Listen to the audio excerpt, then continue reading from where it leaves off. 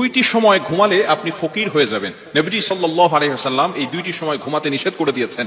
আমরা অনেক সময় এমন কিছু টাইমে ঘুমিয়ে থাকি যে সময় ঘুমাতে নবীজি সাল্লাল্লাহু আলাইহি ওয়াসাল্লাম নিষেধ করে দিয়েছেন। এই সময় যদি আমরা ঘুমিয়ে থাকি তাহলে আমাদের ঘর থেকে বরকত উঠে যাবে। এক নাম্বার হচ্ছে ফজরের পরে ঘুমানো, ফজরের নামাজের সময় ঘুমানো। নবীজি সাল্লাল্লাহু আলাইহি ওয়াসাল্লাম এই সময় ঘুমিয়ে থাকতে নিষেধ করে দিয়েছেন। ফজরের ব্যাপারে কিন্তু আল্লাহ তাআলা পবিত্র কোরআনুল কারীমের ভিতরে আয়াত নাযিল করে দিয়েছেন এবং ফজরের ব্যাপারে আল্লাহ তাআলা কসম করেছেন, ওয়াল ফজর ওয়া লায়ালিন আশর। আল্লাহ পাক রব্বুল আলামিন এই ফজরের ব্যাপারে কসম করেছেন। শুধু তাই নয়, এই সময় কিন্তু আসমান থেকে ফেরেশতারা রহমত নাযিল করেন এবং রিজিক নিয়ে প্রত্যেকটা ঘরে ঘরে পৌঁছে যান। এখন যদি কোনো বান্দা সেখানে ঘুমিয়ে থাকে ফজরের সময়, তাহলে কিন্তু তার ঘরের ভিতরে বরকত নিয়ে যাওয়া হয় না, সেগুলো জঙ্গলে নিয়ে হিংস্র যে সমস্ত প্রাণীরা আছে তাদেরকে দিয়ে দেওয়া হয়। শুধু তাই নয়, বুখারী শরীফের হাদিস, নবীজি সাল্লাল্লাহু আলাইহি সাল্লাম এই ফজরের ব্যাপারে যাতে করে বরকত হয় এই জন্য দোয়া করেছেন।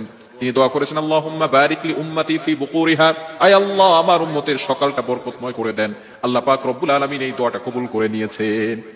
অনেকের ঘরে বরকত হয় না, এর কারণ হচ্ছে যে ফজরের সময় সে ঘুমিয়ে থাকে, যার কারণে তার ঘর থেকে দারিদ্রতা যায় না, দরিদ্রতা দূর হয় না, অভাব অনটন লেগেই থাকে।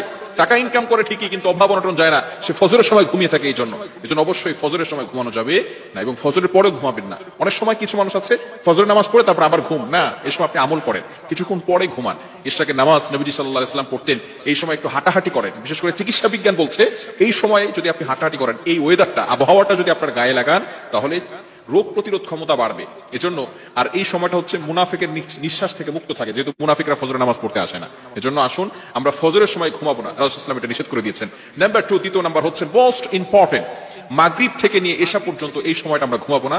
তাহলে কিন্তু যদি কোনো ব্যক্তি ঘুমায় তাহলে সে দারিদ্র হয়ে যাবে, তার উপরে কিন্তু অভাব অনটন লেগেই থাকবে। নবীজি সাল্লাল্লাহু আলাইহি ওয়াসাল্লামের হাদিস এসেছে, যদি কোনো ব্যক্তি মাগরিবের নামাজের পরে ঘুমিয়ে যায়, আল্লাহ রাসূল সাল্লাল্লাহু আলাইহি ওয়াসাল্লাম তার উপরে লানত করেছেন। রাসূল সাল্লাল্লাহু আলাইহি ওয়াসাল্লাম মাগরিবের নামাজের পরে ঘুমাতেন না, কোনো সাহাবী নামাজের পরে ঘুমাতেন না, ইশারের নামাজের পরে ঘুমাতেন। মাগরিবের নামাজের পরে ঘুমাবেন না। হ্যাঁ, যদি কোনো ব্যক্তি অসুস্থ থাকে, কোনো ব্যক্তি যদি সারাদিন সফর করেছে, সেটা ভিন্ন বিষয়। কিন্তু কিছু মানুষ অভ্যাসে পরিণত হয়ে গিয়েছে, মাগরিবের নামাজের পরে সে ঘুমিয়ে থাকে। মাগরিবের নামাজের পরে ঘুমাবেন না। হাদিসের ভিতরে এসেছে মাগরিবের নামাজের পরে ঘুমানো, এটা সাহাবায়ে কেরাম করতেন না। নবীজি সাল্লাল্লাহু আলাইহি ওয়াসাল্লাম মাগরিবের নামাজের পরে ঘুমাতেন না। হ্যাঁ, তিনি তাড়াতাড়ি ইশার নামাজ পড়ে তাড়াতাড়ি ঘুমিয়ে যেতেন। কিন্তু আমরা মাগরিবের নামাজ পড়ে একটু ঘুমাই, আবার দেখা যাচ্ছে সারা রাত ধরে আমরা ফোন ইউজ করে থাকি, বিভিন্ন ভাবে আমরা অন্য কিছু ব্যবহার করে থাকি। এজন্য এই দুইটি সময় ঘুমানো থেকে আমরা বিরত থাকবো। দুইটি সময় যদি ঘুমাই তাহলে কিন্তু দরিদ্রতা চলে আসবে। এক নাম্বার হচ্ছে ফজরের সময় ঘুমানো যাবে না, ফজরের পরে ঘুমানো যাবে না। দ্বিতীয় নাম্বার হচ্ছে মাগরিবের নামাজের পরে এশা পর্যন্ত এই সময়টা ঘুমানো যাবে না। আল্লাহ তাআলা আমাদের সকলকে বুঝার তৌফিক দান করে।